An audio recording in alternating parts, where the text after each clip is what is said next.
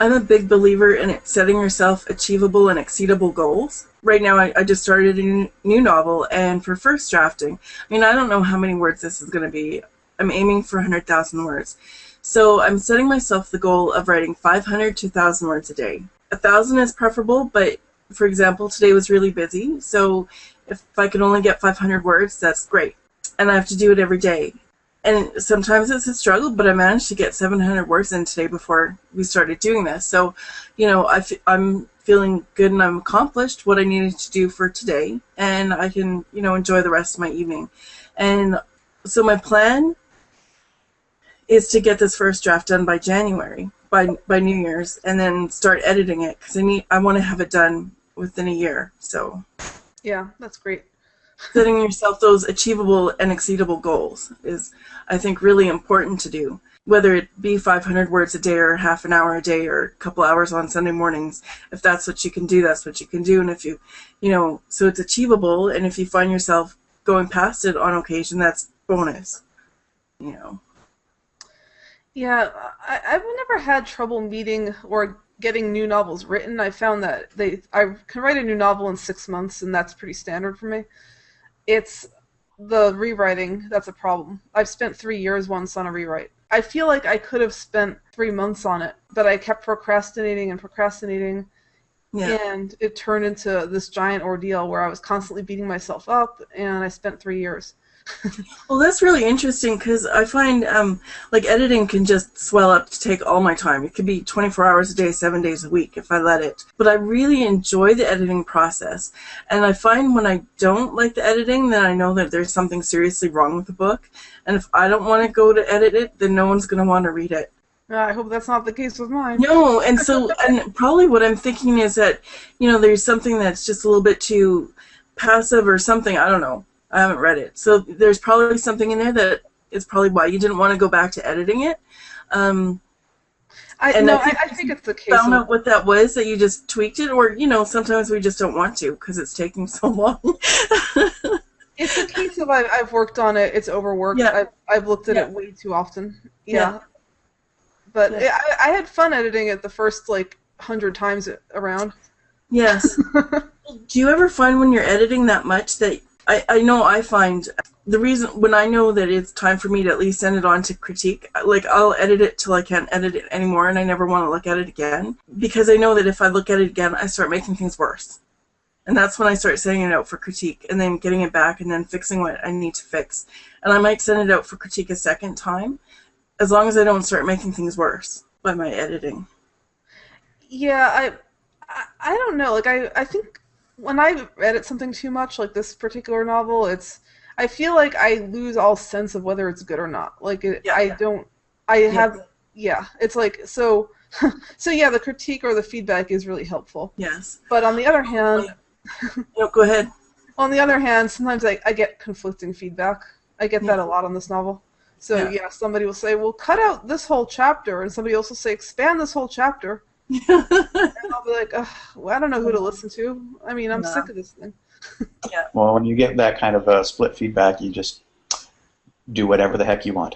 Exactly.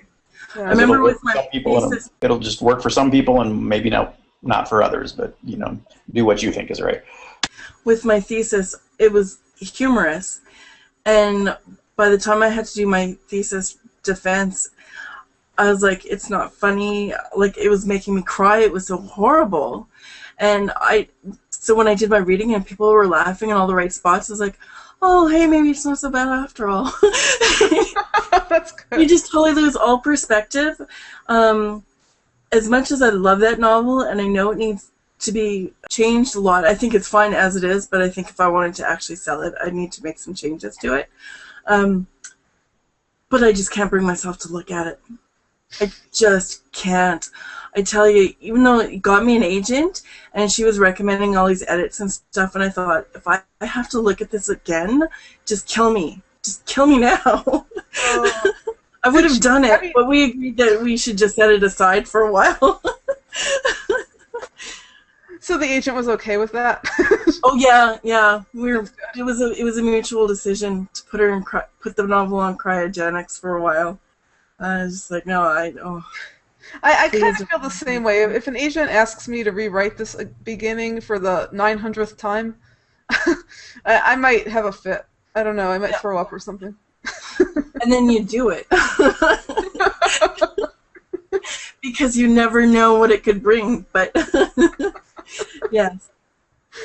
Yeah, I'd probably do it, but I've reached a point of desperation. You know, I'm like, oh, will somebody else do this for me, please? Yeah, but I like.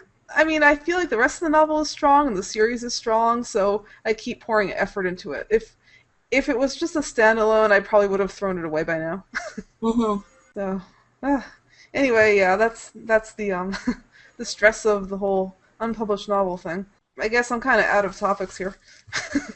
Does anybody else have anything they want to add about having unpublished novels in your drawer constantly for years on end? I think it's part of being the species that we are, the writer species. A lot Yeah. of people are in our boat. A lot of it is cutting your teeth. A lot of it is learning the skills. Some of the things you'll go back to, and some of them you won't. And I'm okay with it either way. I kind of consider myself in a journeyman phase at the moment. My apprentice phase was learning the craft of writing, period. You know, learning how you put a story together, what is a novel, reading agent and editor blogs for the first time, all of that kind of thing. Then I've had the short story publications. I've had some people like my stuff, and so now I'm polishing and honing and trying to get better and trying to increase to the next level. And writing things that may never see the light of the day is part of that, and it's just part of my dues, part of my journeyman work. Some people may buy that chair that I made, and they may not like this table that I made, but I'm still increasing my skills as I go. So that's how I look at it. Yeah, that's nice. I just think it's important to remember that we write for an audience. I don't think anybody ever puts an entire novel on paper with the express purpose of having no one ever see it. But so just keep your audience in mind, and I think as other people have alluded to here, if it's a story that you're passionate about, eventually it'll come out of the drawer. And I don't know of any published writer who doesn't have at least 3 in a drawer. At least 3 novels in the drawer that never sold, never picked up anywhere. So, as Autumn said, it's really cutting your teeth and hoping to find the right one that will catch. Sometimes it's because of the market, sometimes it's because of your quality of writing. There's all kinds of different reasons, but just keep writing. It's all you can do. What else are you going to do? Be sociable? I mean, come on.